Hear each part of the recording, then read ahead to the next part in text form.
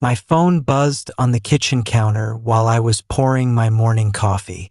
It was Elena, my fiancée, with a text that hit like a sudden storm. Need to push back the wedding. Family crisis. My uncle in Seattle had a heart attack. Heading there now. I'll update you soon. I stared at the screen, my mind racing through concern and logistics. Our big day was set for June 22nd, just over 2 weeks away, at that elegant vineyard estate in Napa Valley we'd booked months ago. I'd handled most of the deposits, around $15,000 total, making sure to include cancellation protections from my experience running my custom furniture design firm. Okay, keep me posted. Need me to come with? I replied, setting the coffee down untouched. She responded quickly, No, stay put. It's chaotic here. Love you. I nodded to myself, figuring family stuff like that needed space. Elena had always spoken fondly of her Uncle Victor, the one who'd stepped in as a father figure after her dad passed young. I called her brother, Alex, to offer help, maybe book a flight or send something to the hospital. But Alex sounded puzzled. Uncle Victor? He's fine, playing golf in Florida last I heard. No heart attack. What's going on? That knot in my gut tightened. No uncle in Seattle? Elena's family was small. Her mom, brother, and a couple of cousins back east. I tried calling her voicemail. Texted again, no reply. I paced the living room of our shared condo, the one we'd picked out together 2 years ago, overlooking the bay in San Francisco. Maybe a mix-up. Maybe she meant a different relative. I forced myself to head to work, burying the worry in client meetings at my studio. The next evening, as I scrolled through Facebook absent-mindedly, a post from a shared acquaintance popped up, tagged photos of Elena. My breath caught. There she was, laughing under palm trees, cocktail in hand, on what looked like a Hawaiian beach. Not a hospital bed in sight. And the guy next to her, his hand on her waist. Derek. Her ex from college, the one she described as overly possessive and long gone. The photos were fresh, timestamps from yesterday. Dinner at a seaside restaurant, snorkeling in crystal water, sunset walks. This wasn't some random run-in. It screamed planned getaway. I saved every image, my hands shaking, but I didn't react right away. Why blow up now? Let her dig deeper. She called 2 days later, her voice rushed. Hey love, sorry for the radio silence. Uncle's stable now, but it was touch and go. Doctors say he'll pull through. She rambled on about IVs, worried cousins, late-night vigils. I let her talk, jotting notes on a pad like I was prepping a business proposal. Sounds rough, I said evenly when she finished. How's the weather holding up in Seattle? Rainy as usual? Yeah, pouring nonstop. Makes everything gloomier. She sighed dramatically. And Maui? Those beaches in the pics with Derek look pristine. Dead air on the line. Then, what pics? What are you talking about? The ones all over Facebook. You two look cozy. Your brother has no clue about any uncle crisis. You don't even have family in Seattle. My tone stayed flat, like discussing a delayed shipment at work. A beat. Okay, fine. I can explain. It wasn't a big deal. I'm listening. When she got home that night, our condo felt smaller, the air thicker. She sat across from me at the dining table I designed myself, sleek walnut with inlaid patterns. Her eyes were puffy, makeup smudged. I needed to sort things out with Derek before we tied the knot. We never really ended on good terms back then. It was haunting me. You faked a family emergency and flew to Hawaii with your ex. That's your idea of sorting things. Don't overreact. It was just a weekend to talk. Get closure.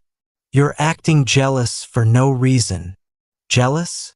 This is about trust, Elena. You lied straight to my face. Well, via text, and ditched our wedding prep for a tropical fling. It wasn't a fling. We shared a suite, but nothing happened. You're being paranoid. Shared a suite. Got it. I stood, needing distance. The wedding's off. You can crash here tonight, but find somewhere else tomorrow. Her face crumpled. You can't mean that. We've invested so much, the venue, the band, everything. Hawaii was a mistake, but don't throw us away over it. It's not a mistake when it's premeditated. And yeah, I've invested a lot, but I'm done. She pleaded as I headed to the guest room, promising therapy, vowing change. I locked the door, staring at the ceiling all night, replaying our good times. The spontaneous road trip to Big Sur where I proposed under the stars, her yes echoing with joy. How had we gotten here? The next morning, while she was out, job hunting or whatever, I sprang into action, called the vineyard first. Personal circumstances. I explained to the coordinator, a kind woman named Lisa, proof available if needed.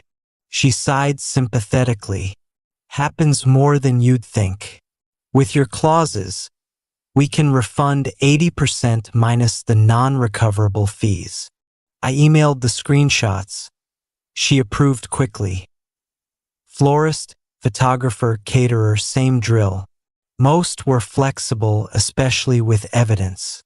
Integrity matters in love and business, the caterer quipped. By afternoon, I'd clawed back about $11,000 of the $15,000. The hit stung, but it beat a lifetime of regret. Then the harder call, Elena's mom, Carla. We'd bonded over family dinners. She loved my furniture pieces. I hate to tell you this, I started, keeping it factual. The wedding's canceled. Elena went to Hawaii with her ex, lied about a family emergency. Carla gasped, then went quiet. That doesn't sound like her. But if it's true, I'm so sorry. You didn't deserve that. Her brother Alex texted me later. Mom filled me in. Can't believe it.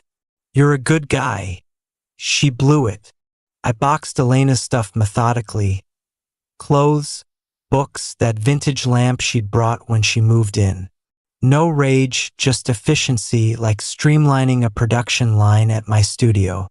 When she returned, the boxes lined the hall.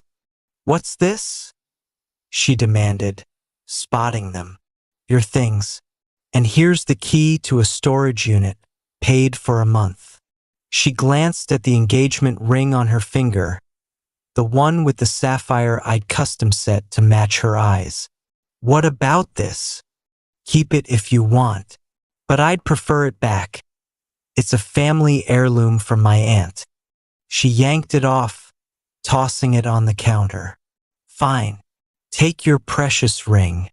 And the refunds? We should divide them fairly. I chipped in for the invitations and DJ. I nearly chuckled. You put in maybe $3,000 total. I covered the bulk. And since you're the reason it's all scrapped, no split. That's bullshit. You're leaving me high and dry. I quit my lease to live here. Your choices, not mine. Doors that way. She stormed out, yelling about pettiness and revenge. I changed the locks, poured a glass of the Cabernet we'd saved for toasts, and let the silence settle. Peaceful, almost. But peace didn't last. The following day, an email from a lawyer. Claims of slander for spreading lies to her family and vendors. Empty threat, Truth defends itself, but it ignited something. If she wanted war, fine. I'd kept it offline till then. Privacy mattered to me. But this? I drafted a post on Facebook. Side by side, her emergency text and the Hawaii photos. Caption: why the wedding won't happen. Grateful for refunds and moving on. Tagged her mom, Alex, mutual friends, even her marketing team at the ad agency, where reputation was everything. It spread like wildfire in our circles. Shares, comments, dodged a bullet. She's trash. Elena blew up my phone from unknowns, voicemails of sobs, accusations. You've destroyed me. My job's on the line. I ignored it all, focusing on my firm. A big order came in for bespoke office pieces. My team of 8 buzzed with energy. A week later, Carla called. We've asked Elena to give us space.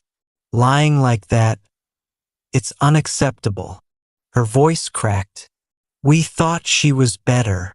Thanks for telling me. Take care. Then Elena appeared at my door, disheveled, bags under her eyes.